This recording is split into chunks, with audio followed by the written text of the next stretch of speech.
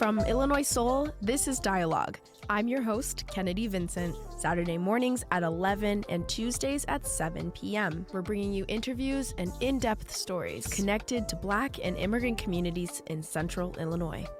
We start today's dialogue with Lamont Holden, who is also known as Letter L Beats. He's a music producer, audio engineer, podcast host, and voting member of the Recording Academy. Did I mention he's also a professor at the University of Illinois? He teaches hip-hop music production. As an alum, Holden returned to campus after spending 4 years in the heart of Atlanta, Georgia as a music producer. He's a growing name and leader, not just in the music industry, but in the community. He's creating opportunities not just for students, but anyone outside of the university who's intrigued to learn more about music. He's bringing the first ever Illini writing camp to the university. It's building a pipeline between Atlanta and Champaign-Urbana. The camp is in partnership with the Boom Boom Room Productions Writing Camp and in-house producer Tasia G. It's a creative session for artists, writers, and producers. Holden started an online platform called Campus Culture. It's a podcast for hip-hop content and ranges anywhere from conversations to ciphers. I'm your host, Lamont Holden, professor of music, audio, and recording technology here at the School of Music at the University of Illinois in the Fine and Applied Arts Department. This is Campus Culture, conversations for the culture here on the campus at the University of Illinois. We talk about what it's like to teach as a Black male in higher academia. For me as a Black male, it's not a space that has a lot of us. I try to work with my colleagues across the country. Sometimes I have to pound my fist on the table. Sometimes I might have to risk getting fired. And we talk about the impact of this community work that is being birthed in Champaign-Urbana and how he plans to keep the university open to all community members. You have this rich international resource, and the kids from the hood can't even touch it unless they can dribble a basketball real well. He also speaks on the next steps we have to take in order to build success. I care about artists. I care about their development. Everybody's cut a little bit differently. And even for those of us that might have that kind of like dream, that ambition inside of us, that little voice that calls from inside, not all of us have the courage to follow it because it means a lot of uncertainty and insecurity. We welcome him in studio with us today.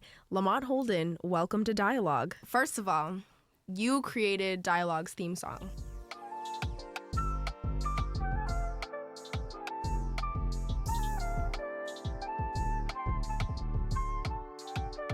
Thank you. No problem. I'm glad y'all used that. You are an alum from the U of I. Yes. I want to talk a bit about what was on campus when you were there and when you were a student regarding music instruction, and what is it compared to now? Good question. Wow. Honestly, so I came here on a football scholarship, and I was doing like creative writing, LAS, I don't know what I wanted to do for the Daily Illini for a short time. And actually, if you look that up, it's a story about hip hop. It's funny. I work for WPGU, The Planet, as well, but that's not a hip-hop station. I still don't think it is. It's interesting because at that time, I was working for them right when Hey Ya broke. 1, 2, 3, my baby don't mess around because she loves me so, and this I know for sure. But does she really wanna, but can't stand to see me walk out the door? As far as I know, I didn't know anything about the School of Music. I mean, I barely even went to the Urbana side of campus. I knew like 2 people that you could like either maybe go over their crib and make a beat. Sometimes that they had their brother's computer that weekend or something like that. But nah, not anything official. When you left the U of I and graduated, you were working in Atlanta for a while, and you were really in the heartbeat of the music industry. Why did you come back? When I graduated, I went to Chicago and I was doing public relations. And then from there, I was in education and coaching for about 12 years. During that time, I started teaching myself how to make beats. I think here's what it is, right? Everybody's cut a little bit differently. And even for those of us that might have that kind of like dream, that ambition inside of us, that little voice that calls from inside, not all of us have the courage to follow it because it means a lot of uncertainty and insecurity. I think winding up in Atlanta was having the courage to follow that voice. Like I had been making beats for a while, right? But you start to understand when the rubber hits the road, and this is where I kind of teach this a little bit, right? There's this very thick, I don't even call it a line, it's more like a membrane between, people who are very serious amateurs and people who are actually professional. I had to get to the place where it happens in order to find out what it means to be a professional. What everybody's doing is they're gathering all their available skill sets, right? They prioritize the number one thing they want to do. They figure out how to use all those skill sets to push that thing through. Now, sometimes that might mean I'm a beat maker who's also a podcaster, but podcasting helps me move my beats forward. In gathering all of my available skill sets, I realized, well, I have a master's in education and I am a teacher. How can I combine that with I really want to make beats and I want to be on major albums. I want to be on soundtracks.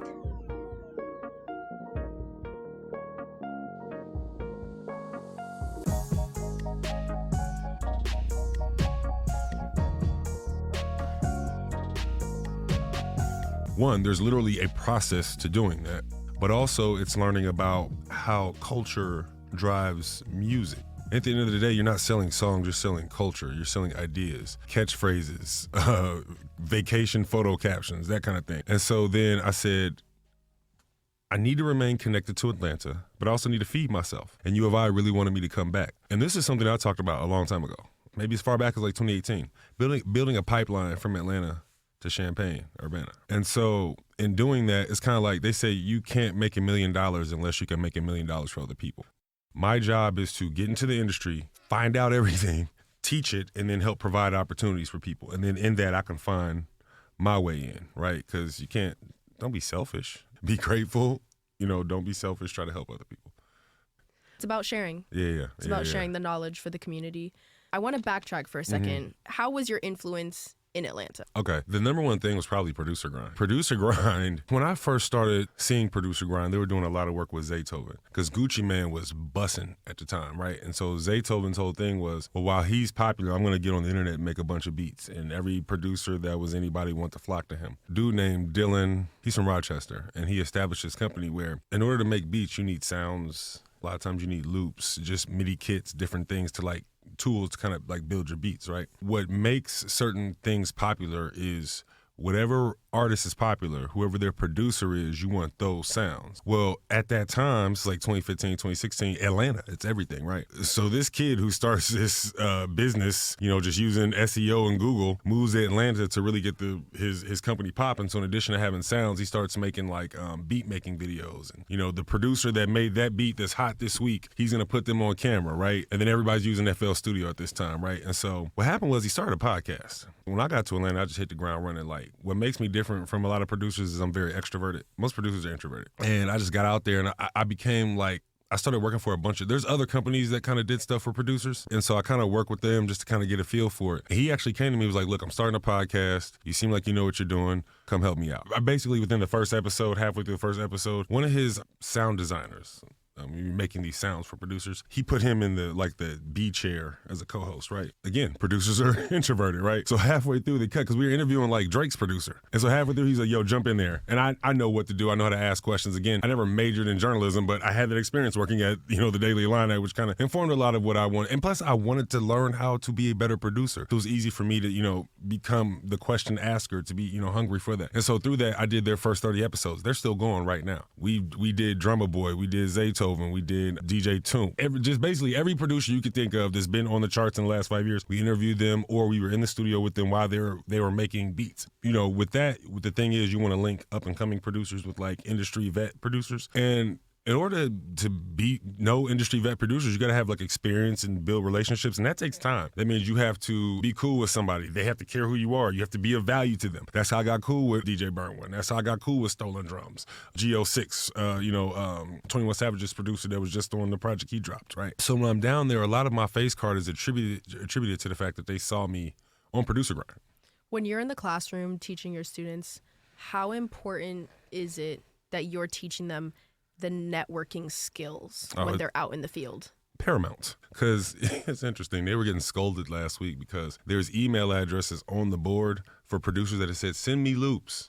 And none of them has sent them loops. There's a student right now who's about to graduate in the College of Computer Science. And he's also a producer. He met DJ Burnwan 2 years ago. DJ Burnwan, like I said, he just got that placement with Don Toliver last year. He's got a placement with Trinidad James through that relationship. He's not even in School of Music. And so it's like, what are you doing that's in this guy loops, right? And so, yes, the networking, because it's who I like to work with. It's whose loops I like reaching for when I'm making that beat. It's whose drums or drum sounds I like messing with. It's who I don't mind FaceTiming or hitting on Instagram. It's whose humor I get. And those are the people I want to work with. And that ends up being the person who, because Burnwan has relationships with everybody. What's happening right now with music in higher education? Higher ed is realizing that a lot of the music that is popularly consumed, listened to, re-listened to, that gets placed in movies, a lot of that hasn't been taught traditionally in schools of music, right? And that does include hip hop, right? But also just, music made on computers, period. Different programs are in different spaces and places with that, right? And it's not always how much technology you have. Sometimes it's about how much culture you understand. Sometimes it's about understanding the current moment. I don't know anybody else in the country that brought Back of the Class, a one mic rap performance platform. They're based out of Memphis because one mic rap performance platforms are the thing now, right? Good God, I'm so grateful I had the wherewithal to think to pivot to it. Ice Spice blew up off of On the Radar, right?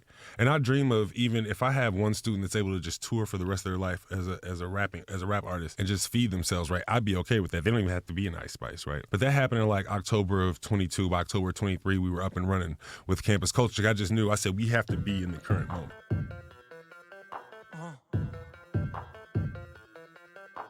I look like a bag of money I'm on. They wanna know what I'm on. Got diamonds dancing on my neck. That is the vibe I'm on. Drip way too lit. Who gon' check? You can tell me none.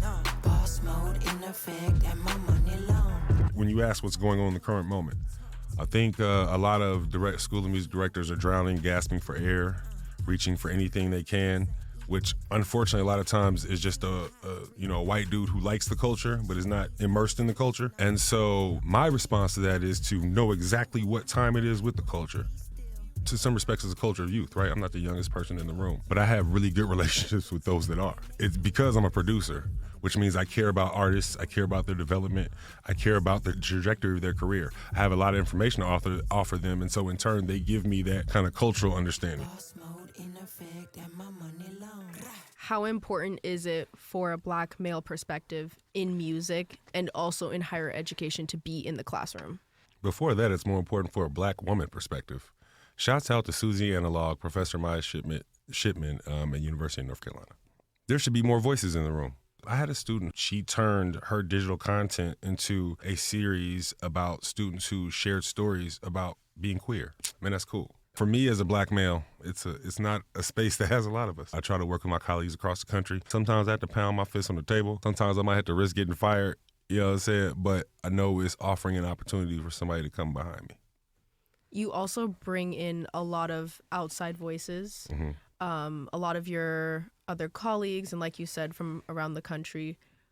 How impactful is that for your students to bring Renegade in and Tasia in? Yeah, it's very impactful. I think you have, those are two folks that are really in it, right? And they're in it from the perspective of, they work with one of the veterans of hip hop in Big Boy. Renegade in his own right, he's a freaking Grammy winner, right? Killer Mike's on a run right now. When I say the networking part of it, what's happening right now, that part of it.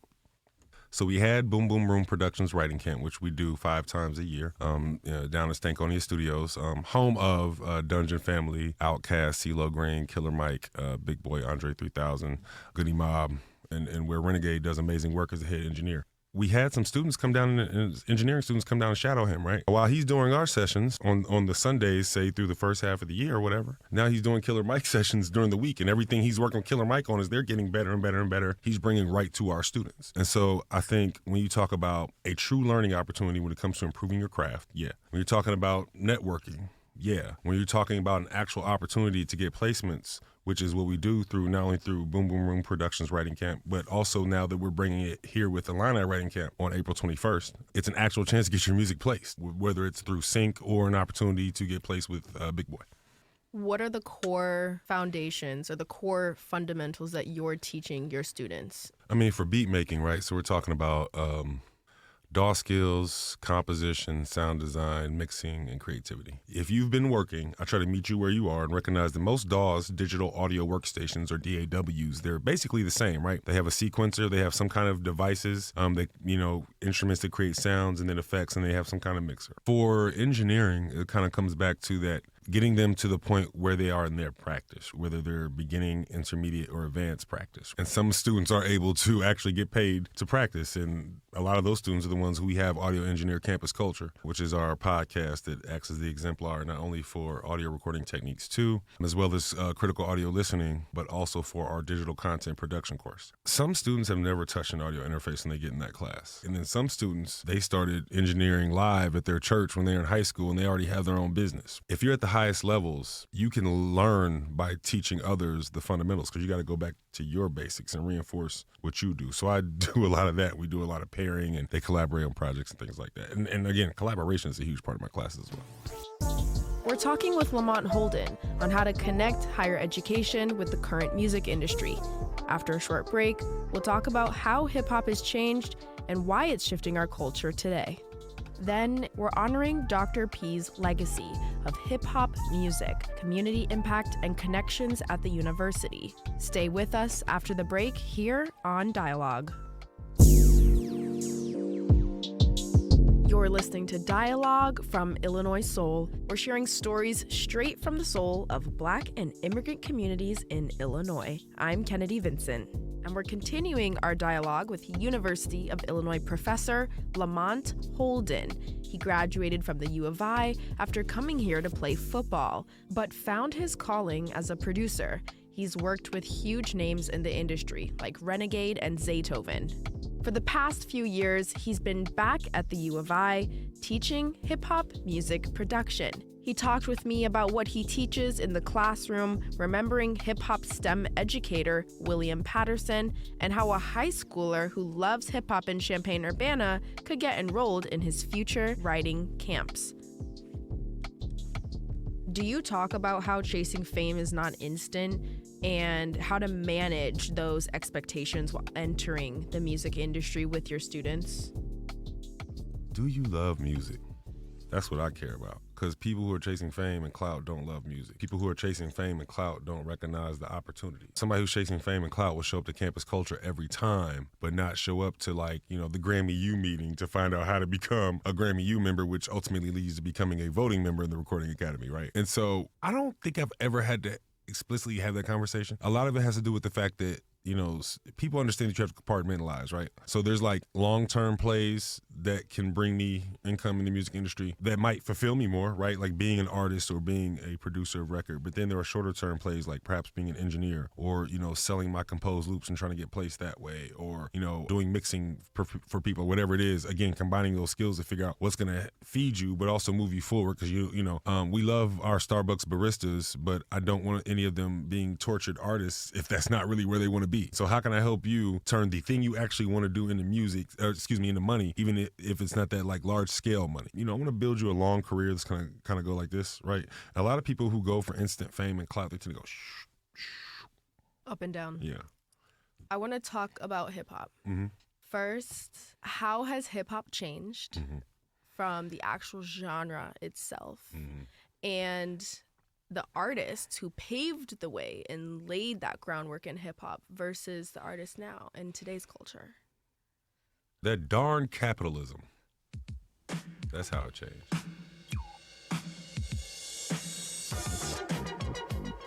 When I think about that first group, Furious 5, they just did it for the love, right? And, they toured and found ways to make money. But as is, of course, in New York and in the 80s, they find a way to sell it at mass scale. It's like a jungle sometimes. It makes me wonder how I keep from going under. Broken glass everywhere. People on the stage, they just don't care. Anytime you have somebody doing something at mass scale, here's the first thing. Labels are they're just like banks. They give you terrible high interest loans. But not only that, they're going to put their fingers in everything and change the art around. And a lot of times when we see Clear Channel merges into one in the 90s, and then now you have to funnel, a bottleneck of the types of music that are getting radio play, right? Because only a few people are making decisions about what goes out there. It doesn't seem like that bad of an idea at first, but then nobody can see the long-term subversive play of, we're only going to put the music out there that's going to show the worst of the people that created the culture. And so when you say what has changed, people respond to their environments. You know who DaBaby is, right? Y'all know DaBaby can lyrically rap. He can get stupid. I'm one of the greatest, ain't no debating on it. I'm still levitated, I'm heavily medicated. Ironic, I gave him love and they end up hating on me. She told me she loved me and she been waiting. But he won't, because that's not what pays the bills. Lyrically, I'll probably be Talib Kweli, but it don't make no sense. You know what I'm saying? And so when I think about even the way I teach, it's like Ikigai. What do you love to do? What does the world need? What can you also get paid for?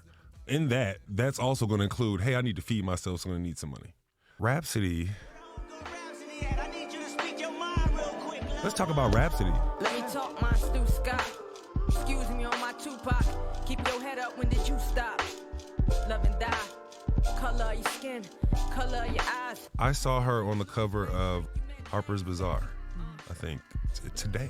And the reason I want to talk about Rhapsody is not to shade any other artist, but it's to show you have to be 1 in 1 million to be recognized purely for the art, especially as a woman, especially as a black woman in today's society, and still make just a drop of noise in the bigger picture where all that big money is found. Because I bet you if she wanted to pop up in a bikini, she would have been on cover of everything else this fast. That ain't nothing but capitalism. Black is brown, hazelnut, cinnamon, black tea. And it's all beautiful to me. Call your brothers magnificent, call all the sisters queens. We all on the same team, blues and pyrus, no colors ain't a thing. Let's talk about your beats. Mm-hmm. I'm going to play this for just a second, and then you can tell us what we just listened to.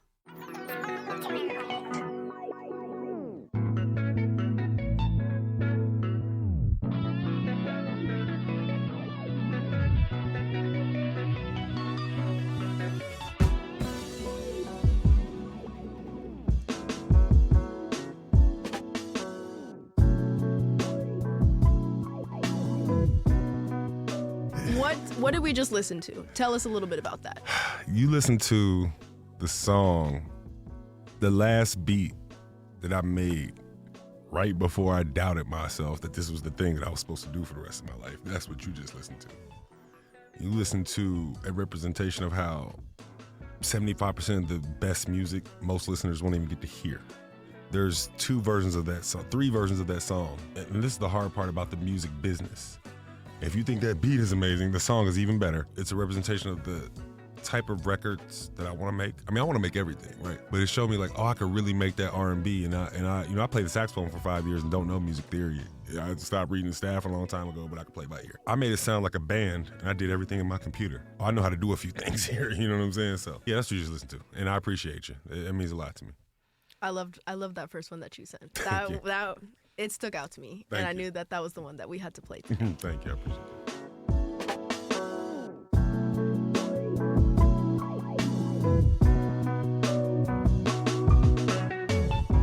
Lamont, let's talk about the writing camp that you are hosting at the U of I. Yeah, a line out writing camp. It's our first one. It's interesting. We kind of got the Boom Boom Room Productions writing camp thing down in Atlanta. When we got the center kicked off, I think we thought, okay, well, let's get some people to the camp. We had some students that had kind of paid their way. Maybe we can do scholarships. There's so much red tape when it comes to university, and getting money to students is difficult. And not only that, the amount of money we had set aside, we'd only be able to get 1 or 2 students down there. And so we said, well, what if we could do it just do it here. And so I spoke with Tasia, and because there's an issue, she's got to be able to come here. I want to talk about Tasia G for a second. She is an amazing pianist, background vocalist, and alumni of Berklee College of Music. She is also signed. She is an in-house producer for Big Boy, one half of the amazing all-time hip-hop selling duo Outkast. And just in her work at Stankonia and what I was doing down there, we thought, hey, let's try to put this event together. And so the idea is we make hooks in these 10-hour massive studio sessions. We throw cameras in there. We turn every session into a reality show, essentially. And then we put these songs in our sync catalog. We pitch them to be placed in movies, video games, commercials, TV shows. Then when the opportunity arises, we pitch them to Big Boy. I think the idea is, hey, the students need to have that experience. We were already able to connect with Georgia State. Burn One, DJ Burn One is now there, and they're doing things like that. So, okay, I said, okay, we need to have our students doing that. And so that's how the idea was kind of born. We're in the process of selecting not only enrolled students who are songwriters, producers, engineers, artists in their own right, instrumentalists, but also local community folks as well. Alongside the Boom Boom Room, Mm-hmm. you are also, in collaboration with other community partners and professors, launching the proposed Hip Hop Innovation Center. Yeah. It's an organization and safe space created for students on campus and for the culture. It was also funded by a grant that you received. Mm-hmm. How did the Hip Hop Innovation Center come to be? I think Adam J. Cruz, who has a love for education, music education, and specifically hip hop, and partnering and doing the program that he was doing over the years, wanted to connect all of the dots. I think a big part of that starts with, Dr. William Patterson. All of his work in the community, whether it's STEAM Genius, Ghetto Genius, Street College, the Hip Hop Express bus, all of his work at the Boys and Girls Club, he kind of set the standard and the trajectory for hip hop being accepted in academia. But not only that, I grew up in Columbus, Ohio. It's the same place where Ohio State's campus is. And I grew up in the hood.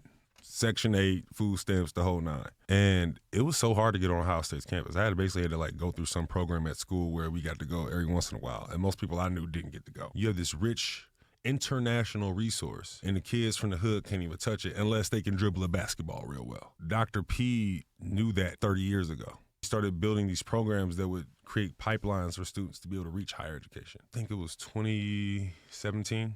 They gotten a grant where it allowed them to get 4 adjunct positions. And then that's kind of where they were able to get the Hip Hop Express bus established. They had been doing Illinois summer youth music camps for, I think it's like a 75-year tradition, right? And they added rock camp about 15 years ago. And so Adam said, all right, let's do a hip hop camp. Because of what Dr. P had done, he kind of created the space for, okay, now we'll do the hip hop camp. With all this programming, right, Adam's like, okay, I want to connect the dots. So that means we probably need a major. But then Adam went to, the dean, and ultimately that leads to going to the provost and said, hey, we want to make this thing official. Adam works with K-12 teachers. He helps build this ecosystem where now hip hop is a regular part of the music curriculum as much as anything else. Ultimately, as a part of the ecosystem, if you're a kid that comes from Northside and Champaign and you want to rap, you can come to our camps. Your teacher will know how to teach you when you go to school. You can graduate, take that digital audio workstation, play your music, your raps and your beats, get accepted into school, and then I can help you have a career in music. And so I think that's what it was all about.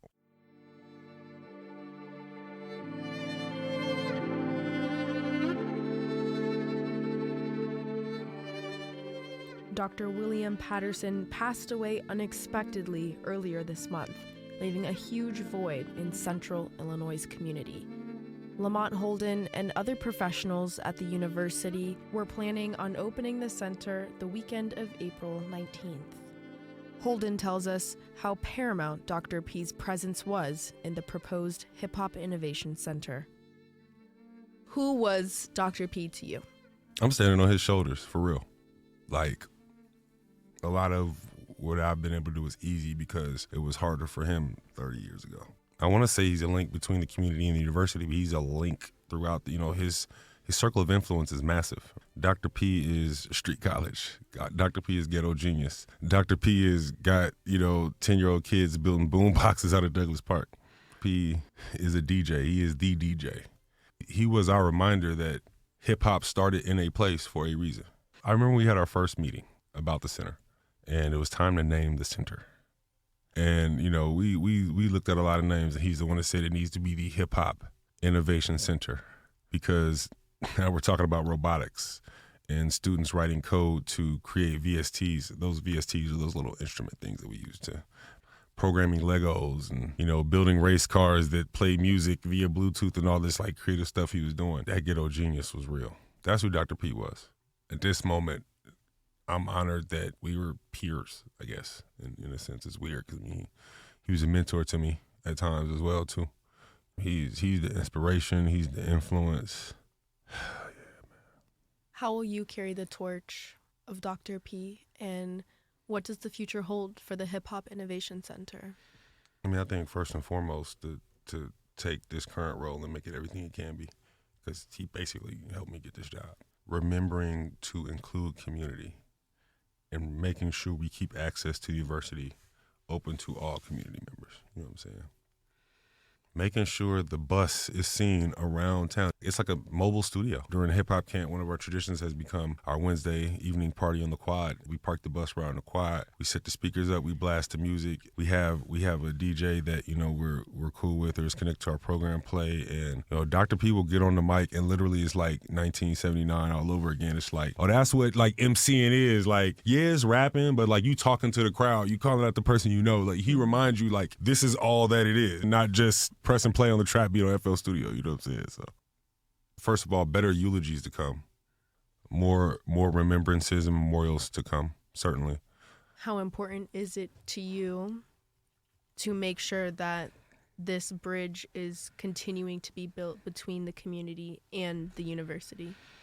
If it's not, then our mission is burnt to begin with. It would be absolutely exploitative not to. You're a leader in music production. And this all started when Dr. P helped provide that opportunity to you, giving you a job at the U of I. It takes a village. How important is it to do this work with your village? I mean, it's everything. Let's say if you want to go fast, go alone. If you want to go far, go together. Right, so cliche, but it's true. It's true. There's a kid right now who's in 8th grade that I'm like, all right, he'll be ready for campus culture in about 3 years. All of this is a part of the ecosystem that gives people an opportunity. What is the legacy you want to leave behind? You know, it's a tough question, right? I mean, for so many reasons, good music. It's 1,000 new artists born every day. And out of them, there's a song that's going to make sure somebody chooses not to take their life. There's a song that's going to get them through the last mile on the marathon. There's a song that's going to inspire them to finish school, make sure they get to work on time every day. And there's a song that's going to make sure the house gets clean. There's a song that's going to help make sure, you know, we have that last little bit of energy to get the kids off to school and do everything we need to do. Music is important. I hope that I'm creating a frequency that puts the best music out into the world. And then I hope that my name can be on some of that music. I hope I can use that to feed my family. I hope I can use the resources that come with that to create those same opportunities for other people. What is coming up that students and the CU community can keep an eye out for? On Sunday, April 21st, we got a line art writing camp, the first ever. If you would like to apply for a line art writing camp, hit up Tasia G on Instagram at TEJAHG. We do have our last episode of Campus Culture is shooting on April 27th. And we actually have one slot left. One slot. That's what the community needs to look out for. Lamont, Holden, thank you so much for joining us today and having this dialogue. Kennedy, is this the first one? Yes. This is the first one. No, give it up. It's the first one. You know what I mean? Because there's going to be a 50 and a 100. So don't forget the first one. I'm honored to be the first one. So I appreciate that. Thank you. Yeah. That was Lamont Holden on Dialogue. You can get in touch with him or sign up for his upcoming camps by following @Illinois Hip Hop Camp on Instagram. Next up, we're honoring Dr. William Patterson and speaking with his closest family friends and colleagues on his legacy.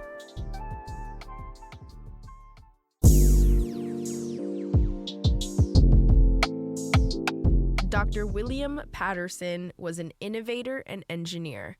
Most of his family and friends knew him as the ghetto genius. He was a visionary. Some knew him as a father figure. Others knew him as Dr. P or Reese. Dr. Patterson was a professor at the University of Illinois at Urbana-Champaign School of Music. He was much more than that, though. He was a community leader and hip-hop link for the Champaign-Urbana area. He was constantly on to the next project, says his family and friends, to help his community, teaching value, purpose, and engaging with all to create a change for those in marginalized areas. People across central Illinois are remembering Dr. Patterson's legacy. The 58-year-old educator passed away unexpectedly earlier this month. He created the Rap House, Studio 109, the Hip Hop Express Bus, and Steam Genius. He helped form the Urban League and All Girls Radio. He was a board member on Illinois Soul, and his contributions to the community stemmed from his time working with youth at the Don Moyer Boys and Girls Club in the late 1990s and STEM-related projects. Have you caught the theme yet?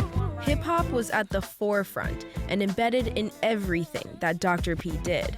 In this episode, we're celebrating his life, legacy, and deep impact in the community for youth, education, and arts. So what is the ghetto genius, you ask? Well, let's listen to Dr. P himself. When you really think about ghetto genius, it's really beyond hip-hop. It's really looking at this particular piece. It's not what hip-hop can do, because hip-hop is just a component of ghetto genius. It's about what ghetto genius can do. It's about the lived experiences of people that have to iterate every day because of their lived situations. 3, 2, yeah. It's time! All girl. I spoke with some of his closest family friends and colleagues. They shared candid moments about how they first met and all of the projects that he did, including All Girls Radio. Radio. Hey, what's up, everybody? Welcome to this week's edition of the All Girls Radio Show. I'm your host, Soenia. And this is Breezy G. Hey, This is Will Patterson. I'm so glad you could join me.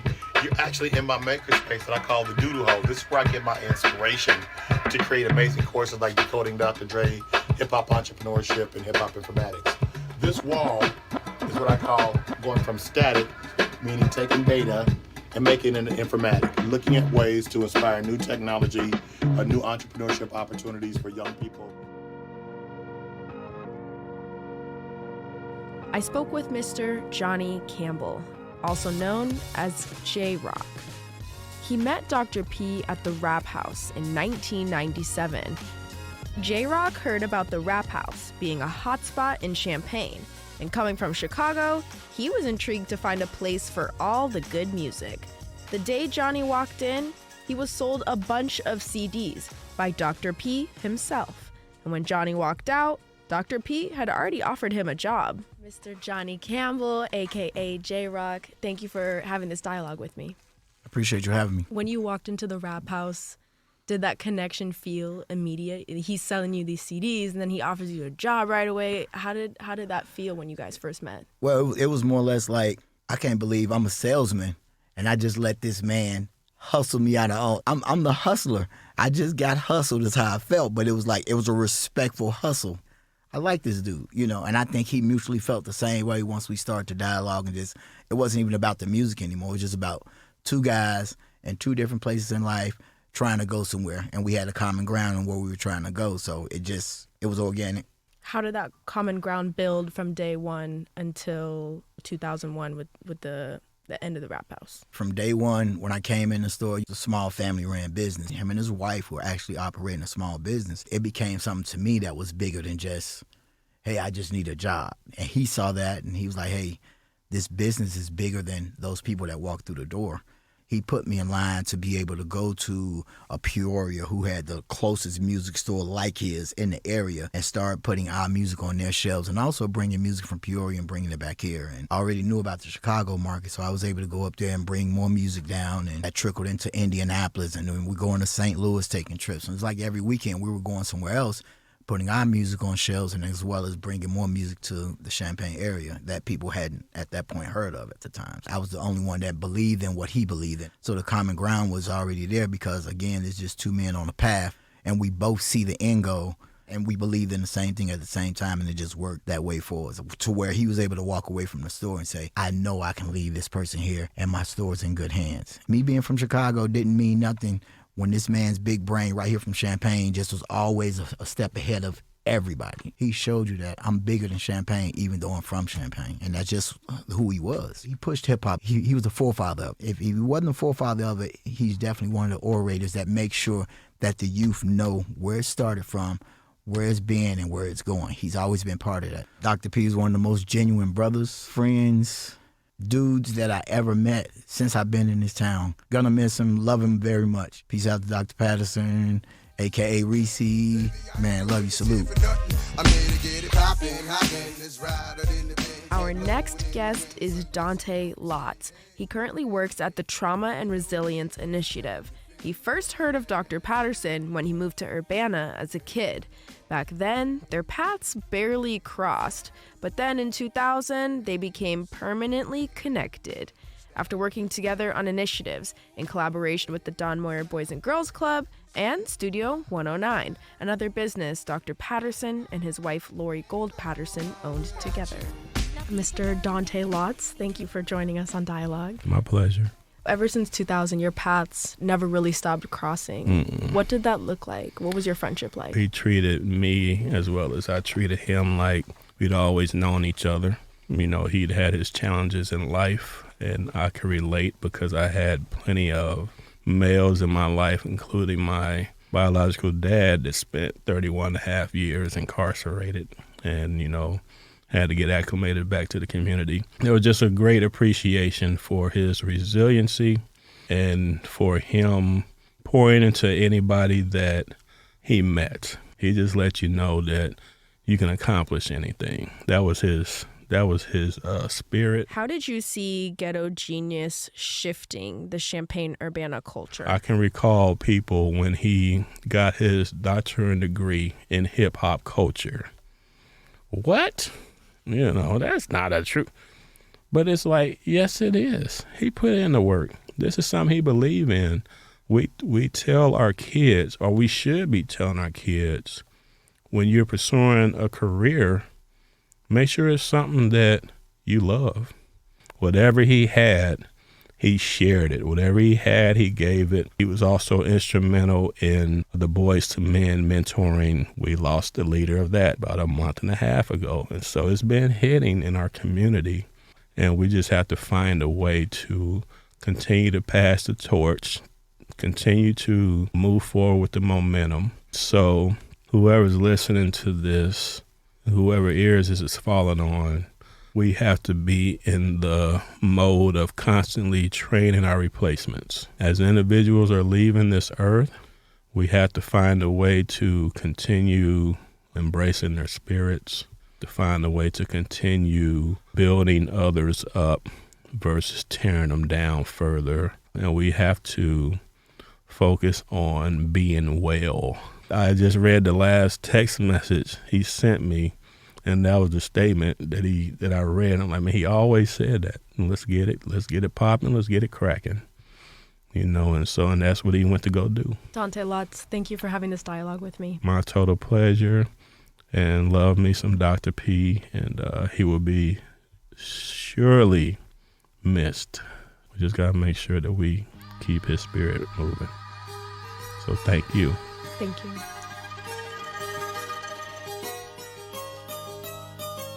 Our next guest is Dante Scott. He currently worked with Dr. P for STEAM Genius as a street college mentor. He knew Dr. P since he was 13.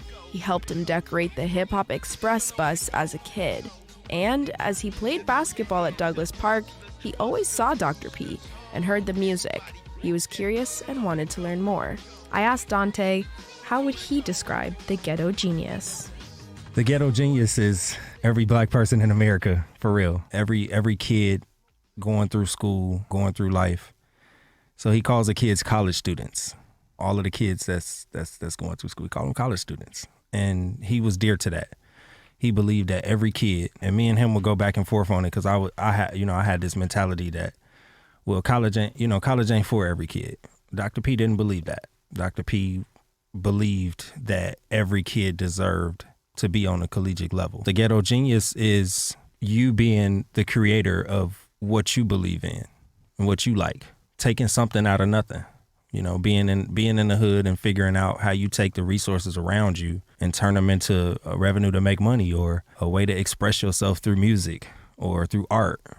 Dr. P definitely told me about, you know, his stories as a child before and after prison, and he always called himself a doctor. So I think in terms of vision boards, if you see it, you will be it.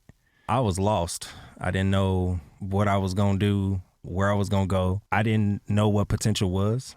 When I met Dr. P, it was actually through a program called the Youth Media Workshop.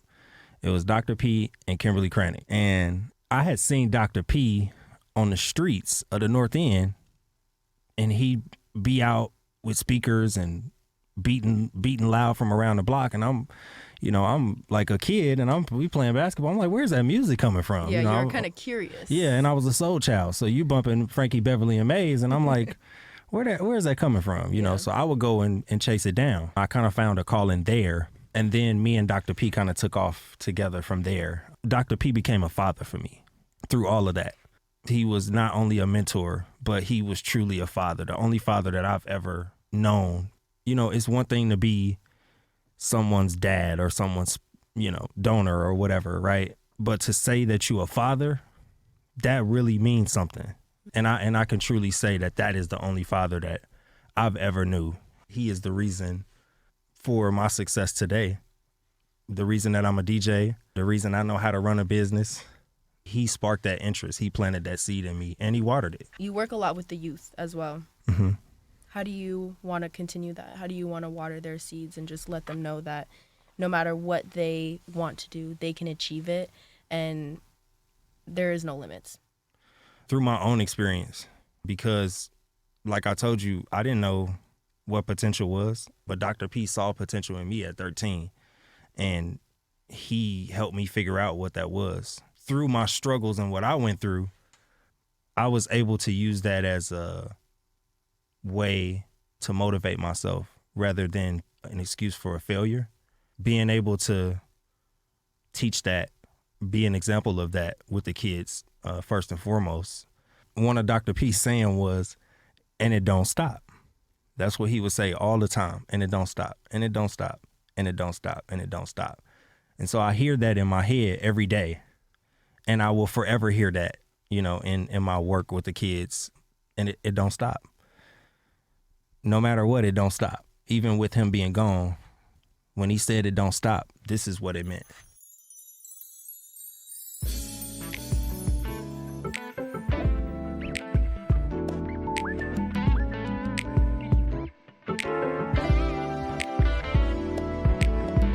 I took that cultural wealth that has been the legacy of the African American experience here on this campus, where I got a chance to broadcast hip hop, and I made that my trajectory to be where I'm at today, which is in the College of Engineering and Technology Entrepreneurship. Because people always ask me, how did you get hip hop in the College of Engineering? And it's based on that phrase right there. Look at what hip hop can do.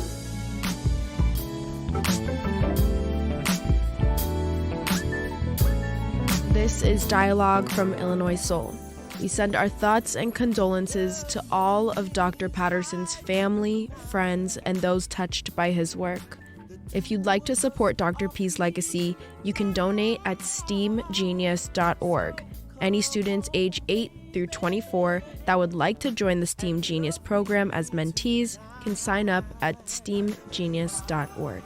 If you're looking for resources while grieving, the Trauma and Resilience Initiative offers support and free counseling. With wellness and grief groups, you can contact Dante Lotz personally at DONTE@CU, Trauma Resilience, Inc.